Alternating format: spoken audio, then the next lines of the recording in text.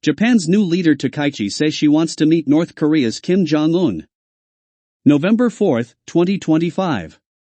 Japan's new Prime Minister Sanai Takaichi said she wants to hold a summit with North Korean leader Kim Jong-un, something no Japanese leader has done in more than 20 years.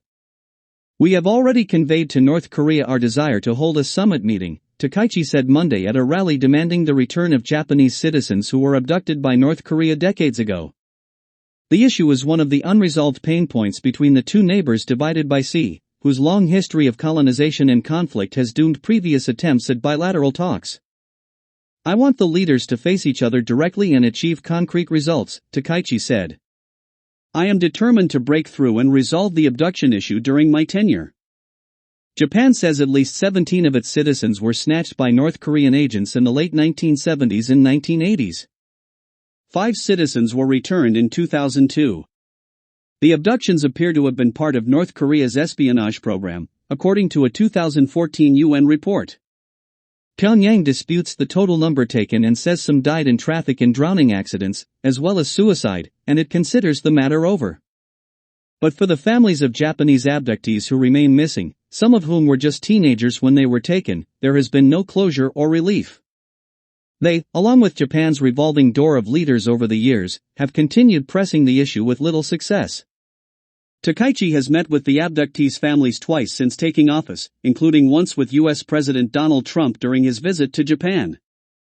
She has previously said she's committed to completing the mission of her mentor, former Prime Minister Shinzo Abe, who introduced the abductees' families to Trump during the U.S. president's first term.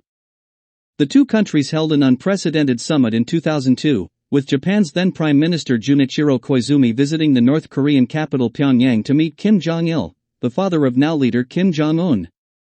That visit was the first time a Japanese prime minister visited North Korea since the end of World War II. It was also the first time North Korea acknowledged its role in the abductions, after many years of denial.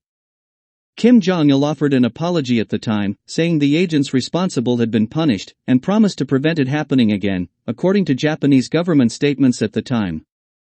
The 5 detainees were returned to Japan the following month and reunited with their families, 20 to 30 years after their abduction. Koizumi returned to North Korea to meet Kim Jong-il a second time in 2004, during which the family members of several abductees were also allowed to return to Japan. No further repatriations have happened since then, and no progress has been made in talks between the two countries, despite repeated efforts by successive governments.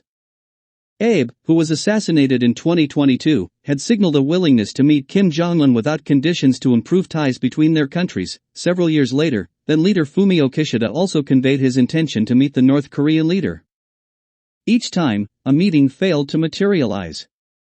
Now Takaichi, who took office after winning an election in October, is inheriting a decades-old problem that stumped her predecessors and hoping to be the one to solve it.